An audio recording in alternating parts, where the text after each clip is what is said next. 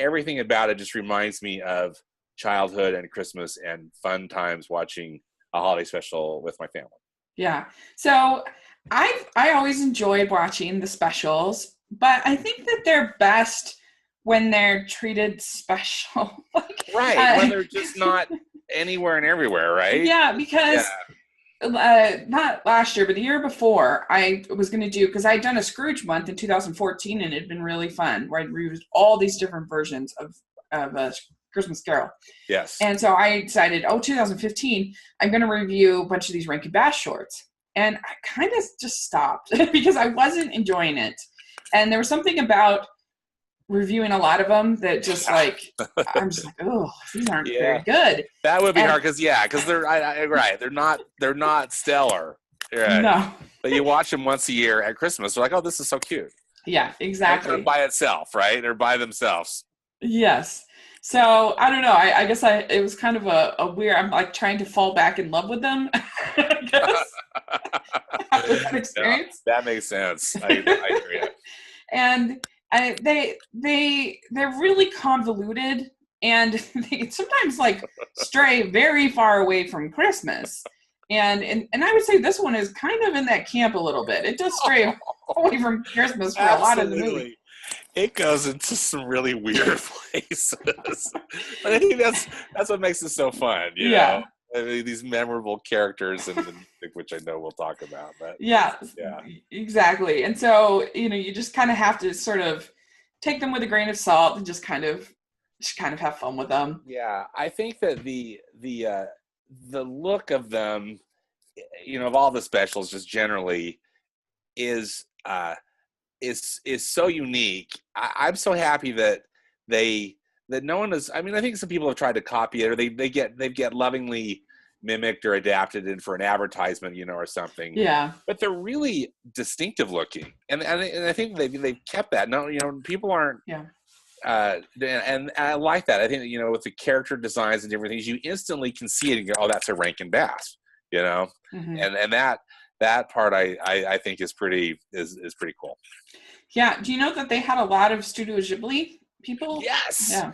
Yes, that was so interesting, and it's some additional research for this that either I had forgotten or I needed to be reminded about how these were produced or animated in Japan.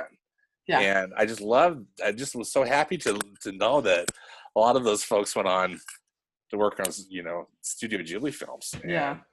And I think that I would really love to know more about what specifically gets animated, or what was done in Japan and what was done in kind of post-production in the U.S. or maybe it was all done in Japan. I don't know, but there are some terrible ones, like Rudolph's Shiny New Year. That's definitely one of the worst ones. It's terrible.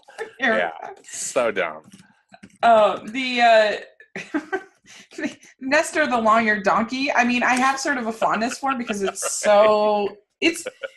like so melodramatic, like this poor donkey, man, he's treated just terribly. I love that, and I love how you had posted pictures of that before the Star opened, right? You're like, that's. I'd still rather watch it than the Star. The Year Without Santa Claus it's probably my favorite just because I think I like the songs the most, and there's like, I don't know, maybe there's the most story there, but there's a lot of story. It gets very convoluted. Very convoluted. There is a lot of story going on in this one, unlike others, which seems like they're just really dragging things. Yeah. Although, as I mentioned, I kind of have a fondness for Rudolph, but that's more probably out of sentimental value rather than necessarily the quality of story. Well, Rudolph is probably the next best. The Frosty, even though that's not stop motion, is pretty good. But yeah, pretty classic. Yeah, I don't recommend, like I said, binging them. just watch one. Word to the wise. Yeah, I'm gonna listen. I listen to your age. Yeah. So this one, it has Shirley Booth as Mrs. Claus. As Mrs. Claus. This was her last role. Yeah, wasn't it interesting to know that it was her last role that she played before she went off just kind of into a permanent retirement. Yeah, it's interesting. Yeah, and she's good in that. I love her voice in this. I think she's a really great Mrs. Claus. What did you think? Yeah, she's fine. I think her songs are kind of eh. Well, that's true. Her songs they're not that great, but I guess I just love her speaking voice. For some reason, I don't know why, it's comforting. No, yeah, it's good. She does a good job.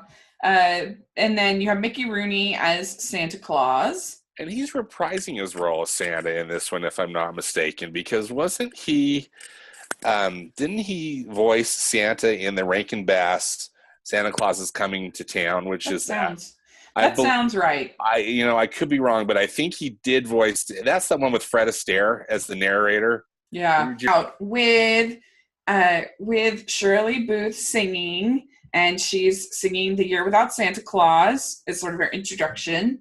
And then we find out that Santa Claus is sick, and he is just feeling very upset and very discouraged that nobody appreciates Christmas, and he's gonna just relax and take a holiday. And that's when we get I Could Be Santa Claus from Mrs. Claus. But that is quickly done away with. Right. Any such thought. Right. Yeah. She just kind of sings the song. Sings the song and then it's over. Yeah. Yeah. In her Shirley Brooks style. Yeah. And who does she sing I Believe in Santa Claus too? I think so. Does she? Yeah, I think so. Yeah, I think so. I think. And so she gets top billing at front. Yeah. And basically, he sends out Jingle and Jangle. 2 elves that are, kind of bumbling, right? Yeah. Or kind of the comic relief elf in a way, right? Yeah, probably not your best representatives to send. It's kind of like she's not sending the A-team. She's... Yeah. And so they're supposed to find out. That's right, because she sings to them. Yes. And is saying, I believe, and hopefully other people believe. So she sends them to go and find out if people believe. And they take poor Vixen. Poor Vixen in this Poor movie. little Vixen. Vixen is the cutest little reindeer, but yeah, he has a rough go out of it. He does. He really does have a rough go of it here. Yeah. And at one point, he's practically on death's door. Right. He gets very sick. It's very, very sick. I know. He's there. I love that because isn't he in the bed too? With covers. Yeah, and they cover his antlers. Yeah, because they're covering his antlers. Because people think he's a dog, right? Yeah. Which would be the weirdest looking dog ever. Right. But anyway, so they end up in Southtown. With this just random city. Yeah, random somewhere town. in the USA, right? They don't really explain it, but it's a city, right? Or a town. And so there's this showdown occurring between the Miser brothers, and the mayor of the town says that so they captured Vixen, poor Vixen, and the mayor of the town says you can only have Vixen back if you make it snow in our town. This is quite the request. Which, again, we don't know what that has to do with Santa Claus, but still, it's an important part of the plot. Yeah, we have strayed quite a bit from Christmas at this point. Yes. And really, the middle part of the film doesn't have anything to do with Christmas at all. Let's be honest. It's all about Southtown and snow. Yeah, Southtown and the snow. Yeah. So Mrs. Claus ends up coming with them. So because there's this showdown between the Miser brothers. One is the Heatmeister, and one is the what do they call them? This is it the Coldmeister, Snowmeister. I'm just looking that up again because hello, Snowmeister. I've only been singing the song all day, Rachel, and now it's Snowmeister, right? Or Snowmiser. It's Heatmiser and Snowmiser. And Snowmiser, yes. Yeah. And that's that they have Dick Shawn as Snowmiser and George Irving as Heatmiser. And the songs is the best part of this movie, that's by right. far. I think the songs and those character designs are so fantastic.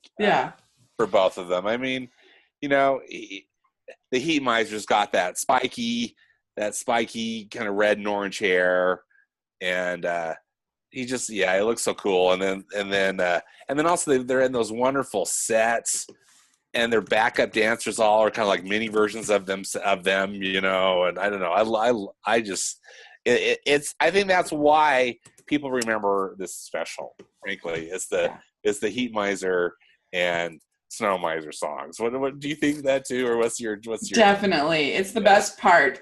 I mean, it's just sung with such vibrato. I'm Mr. Snow, White Christmas. I'm Mr. Snow. It's just very like, it's the kind of song that you hear in a cabaret or something like that. Right. And that's how the production design of it is too, you know, because again they've got the other characters that are like the Rockettes, you know, or something, or like their backup dancers, and it's very memorable. But the thing that's so funny I remember about this is every time I've talked about this with other friends, Rachel, we never can remember what special this is in. You know, it's like, which Rankin Bass movie is that in? because it has like nothing to do. Like I thought it was in Jack Frost at first. I think I even said that when I suggested doing this.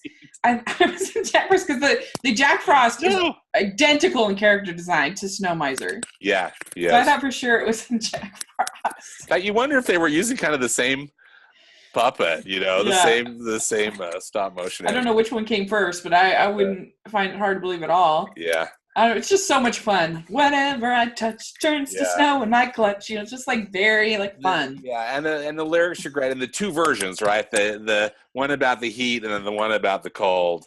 Yeah. So much fun. Well, because most of the other songs in this movie are kind of downers. They're downers. Year Without Santa Claus. Yeah. I Could Be Santa Claus. I Believe in Santa Claus. Are all kind of like, I believe in Santa Claus. You know, it's just very kind of... And then they do like those montages, you know, with them and with all the fuzzy light, and it's sad. And then the Rankin Bass tears, you know, which I adore. I don't know however they do those, but you know what I mean. So you and then we have a really sad song coming up, but it's just like you need this like burst of like weird nightclub energy. Right. Yeah, it is. That's exactly what it is, and it saves the special. Yeah. And I said on Twitter today, I posted on Twitter today, there was a live action version of this movie. And I've not seen the whole thing. Believe that. Did you watch it? I watched that clip that you sent. And the clip? I can't believe it. You know, if I watched that, Rachel, in 2006, I've completely blocked it out of my mind because it was so horrible. I just can't even believe that. It looked so bad. It did. It looked just beyond bad. Harvey Fierstein, or if I'm saying his name correctly, Fierstein plays the Heat Miser, and it's Michael McKean, who's funny. You know, I mean, he can be really funny playing the Cold Miser, and just like what in there, the Snow Miser. Gosh. Yeah, what was NBC thinking? Like, it was so bad. So beyond. Yeah. That was hilarious. What's that? Do you ever remember watching that live action version? No, I had higher standards back then. Back in 2006. I only watched entertainment that was good. I wonder too, Rachel, because I don't think it gets replayed. No. You know, I don't think it's one of those that, like, they're not playing it on Freeform, formerly ABC Family, right, as part of their 25 Days of Christmas. No. Like these other Rankin, you know, I don't even know it was a Rankin Bass. It was just this live-action remake that was so I didn't even see it, like, available incomplete on YouTube, which it was just that one clip. No. Laws and... the other guy. Yeah, that Mari Laws, which did a lot of the music, if not all of it, for the Rankin Bass specials of the 60s and 70s. Yeah. And Jules Bass, so. Jules Bass, did he write the? I wonder if he wrote the lyrics. I think so. This is Mari Laws and Jules Bass. So I think they kept it in the family. Yeah, clearly. Because I think Jules Bass pretty much wrote all the screenplays for these too. Yeah. So was involved. So yeah, they kept it close. Wow. But anyway, and so then they end up going to Mother Nature. Who's the mother of the snow miser and the heat miser, right? Yeah. And she was not near as much fun. No, why did we have to go to her? She wasn't fun, was she? No. Yeah. I was expecting her to be almost more campy or something, but she's all serene kind of and calm. Yeah. Yeah. She did nothing for me. She was, and her song, I don't know if, did she have a song? It's Gonna Snow Right Here in Dixie. Yeah. Was that her? No, that's after. But it might be right then when we get the Blue Christmas song. This is so depressing. You get the little girl drawing the picture of the blue Christmas tree with the blue ornaments and red ornaments, and she's just, you get those Rankin Bass tears. Yeah, the Rankin Bass tears. Those crocodile tears, which I love. It's like, get us back to the fun stuff. This is so depressing. This is so sad. And that one kid, isn't that the one kid? He's kind of got the hair part down the middle with the freckles, and and he's crying too. And everybody's just very upset. Sad. Santa is very selfish. Don't cry. Even the Christmas tree is blue. It's very sad. Yes. Very sad. Blue Christmas. And it was so funny the other day. Like, Christmas does have this weird morose side to it sometimes, which is so strange. Like, I was at the Sprint store on Saturday, and I was very annoyed because like they were complete morons, and it was very frustrating. And they didn't know anything about anything, and it was taking forever. And this Christmas music was so depressing. It was all just like, I've had a blue Christmas. And I trying to remember. So this is adding to it. Yeah, it was like depressing, slow acoustic versions of like, because I think you can make almost any song be depressing with the right acoustic arrangement of it, and be like, have a holly jolly. It's just like, oh my gosh, this is very sad. But anyway, and so that's why I feel like they do kind of touch. They need to lighten up a little bit over there at Rankin Bass sometimes. No, agreed. But the little girl is very sad, and I don't think we even see that girl again. Do we see her like get happy? It seems like we see her get happy. Isn't there like a final shot of Santa's delivering gifts and everybody's happy? Santa realizes that people believe in him. Yeah, Santa gets re-energized by all this. Thank goodness. Yeah, and they get the snow in Southtown. Yes. Because basically Mother Nature's like, look, sons, stop it. You're being stupid. Yeah. And exactly. The mother has to come in and, she's a good mom. She's helping her boys. You think if there was like a reconciliation between the heat miser and the snow monster, you'd get like rain. Right. But no, it's one or the other. I think Snow Miser obviously won the battle. Yes. That's very cool. He did. Yes. Yeah. So true. But then we do get, finally, another happy song is Here Comes Santa Claus at the end, and that's very traditional and fun. Yeah. And Santa's in his sled, and the reindeer are there, and everything's right with the world. Yeah. Yeah. We touched on this, but I am just so fond. I'm so fond of the character designs of the puppets that they use. I just think there's something so charming. Maybe that's what I like most about the Mrs. Claus. They make the most wonderful Mrs. Claus, just in her face and the way that they place her eyes. She just looks so kind and loving. She's got that wonderful hair. Yeah. Again, we can't talk enough good about the heat miser and snow miser, but everybody, I think Santa looks great. The elves are great. Even the townspeople, I mean, there's something wonderful about the art design and the puppets that they create. Well, and I think especially now when we see everything just looks so like CG and so like artificial and stuff. So when something's like palpable, like Like you could feel like you could touch it, kind of. I think that stop motion is just so special, and I love it so much. And if you want to see something that's new, that's kind of like an homage to this, but it was really good, is the stop motion that they did on the Elf. Yes. Did you see that? Yes. I thought that was excellent. I did too. It's excellent, and I think that plays a total homage to the Rankin Bass. The Rankin Bass holiday specials, and they did a wonderful job. And they did that with CG, didn't they? I believe, or did they? Or I thought it was stop motion. Well, you probably are right, but if it wasn't stop motion, then they did a great job imitating stop motion. Right, they did a great job imitating it, and it's so fun. I'm with you. It's sort of over the top as the Blue Christmas song is. I kind of appreciate it, and it's just a weird, fun little short. Yeah, they do. Yeah, it is well said. It's so weird, and really fun, and definitely one of the better ones from that production company. Yeah, agreed. Yeah, definitely worth checking out. Yeah, definitely. I would watch it this Christmas if you can. Yeah.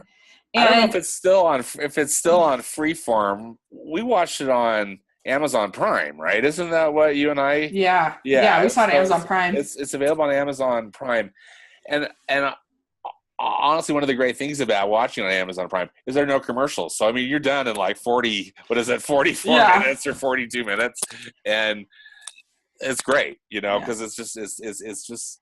That's the other thing I think I liked about them too as a child is that, an hour long, they were long enough to feel special, but not too long. Can you imagine 2 hours of it? I mean, you'd perish, because it'd be so dumb. No, I can't.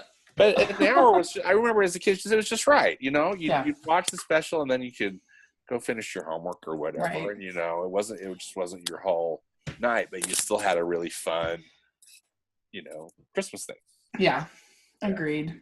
All right. Well, this has been so much fun to talk about.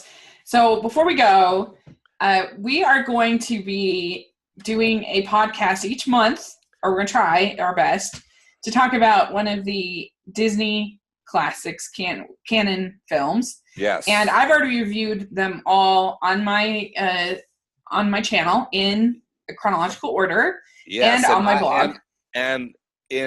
It was 2011, I think, for me. I watched all of them within 1 year and blogged about it. Yeah. Too. So it's been a while, but we've done it. We've done it.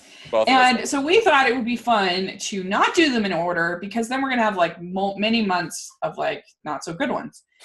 And so what we're going to do, so I was going to write them all down and put them in a bag, but instead I have a whole list here. I'm just going to run my finger and you're going to tell me when to stop, and whichever one it lands on. Okay. That's what we're going to do. Okay. Okay. Stop. Okay. We got Cinderella. Hey, that's a good one to start with. That's outstanding. Yeah. One of the best. Yeah, one of my favorites. That's for sure. Absolutely. It's one of my favorites too. So January, we will meet and talk about Cinderella, and I love Cinderella. I've reviewed a bunch of different versions on my channel, and including the most recent one, which I think is still the best of the live action remakes in my opinion. And so, that'll be great. I'm really excited. Yeah, me too. Oh, that's good. That worked out, Rachel. I'm glad. It could have been a lot worse. Yeah, I know. It didn't land on Chicken Little. And I was going to say Chicken Little. Starting on a sour note. Fun and fancy free. So, all right. Well, Merry Christmas to you. Thank you. Merry Christmas to you. Merry Christmas to all your great listeners, too. Thank you. Yes, exactly. So, where can people find you? You can find me on Twitter at Stanford Clark, and I also have a movie blog. It's stanfordclark.wordpress.com. Awesome. So I'll have that all in the description section. And let us know if you have any ideas for Obscure Animation, what you would like us to talk about in the future, and what you think of this as opposed to the edited reviews, what you think. So, it should be fun.